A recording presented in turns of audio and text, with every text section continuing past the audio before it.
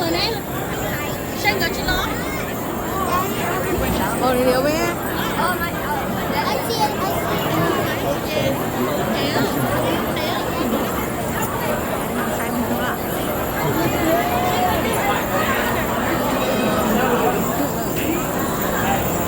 cái này là sọ bé nè ai đó mình cứ giống như chủ kêu á đi tàu đi từ còn lo đi là bên là cái rồi cái giờ mua cái mua cái giờ ôi cái gì Đúng rồi, chị bóp qua thì cô cho mình nhỏ đấy. là cái quả mà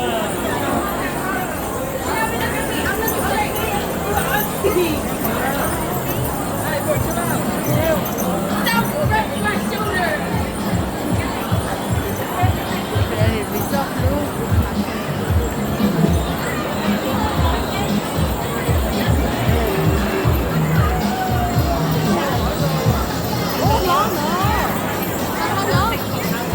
bố mẹ trong chiếc à ở trong chia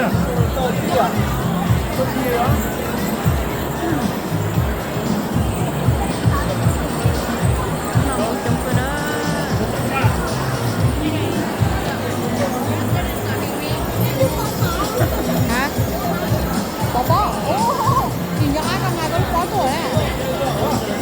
Nhưng mà hai đứa nhìn ghế lúc đó.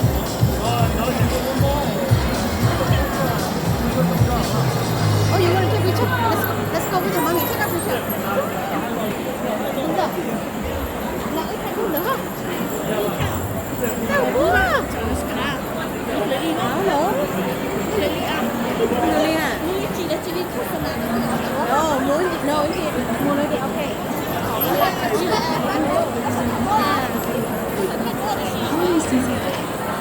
Thế con ơi, cho thầy đứa tỉnh như là giờ tí nè. Chỉ có việc câu thật chi phản lý chắc chắn chỉ cũng nhiều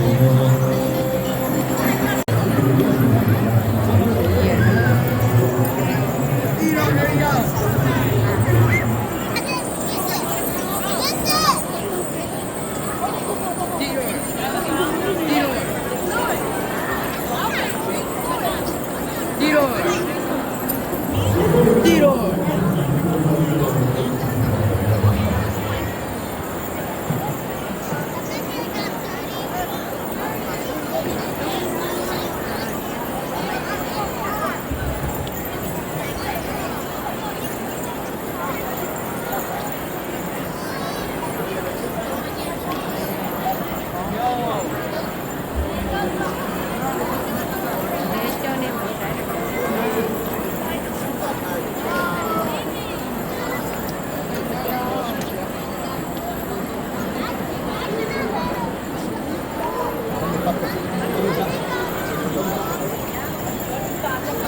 Phải cái bánh gì rồi chúng mua hả?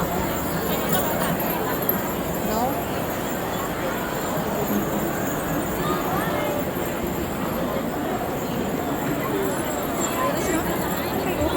Là sái sữa, sái xe là quá chứ chú.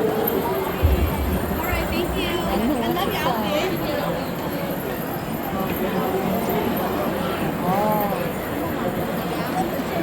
Để là lâu buồn mua mấy bữa thôi.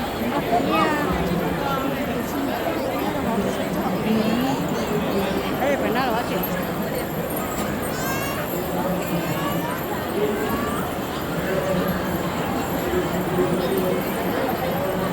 Đây là chi cái này.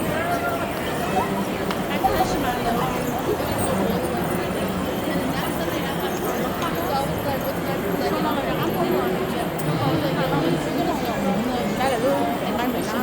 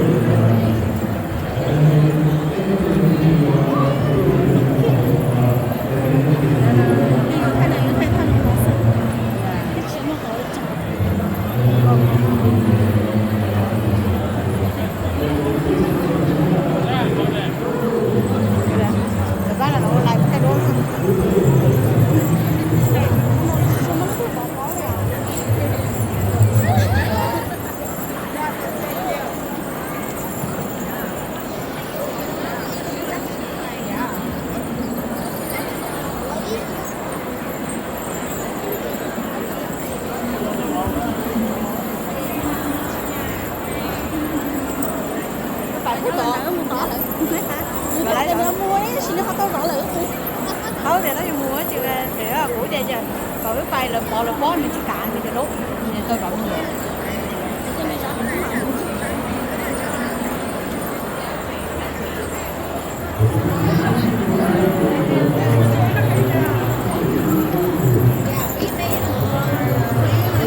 dạ hai một phía nó là đánh đầu đồ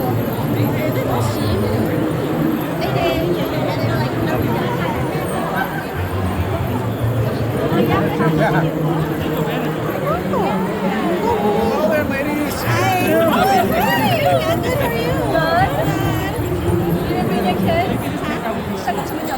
cái gì nữa cô ôi chị bảo là ngay lúc đó nó rung bỏ à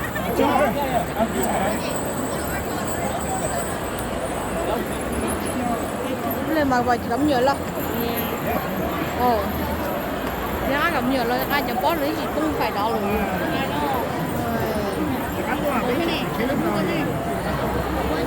rất tệ à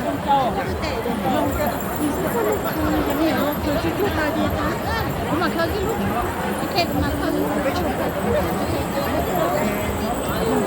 anh là bỏ nã cái hơn đó mà chị bỏ tóc không à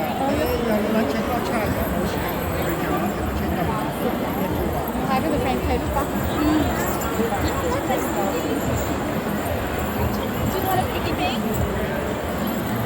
Are you working with Hannah? Yeah. You are? Okay.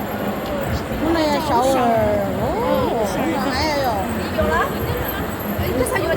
tại lung bòi à ta được xài hôm nay shower á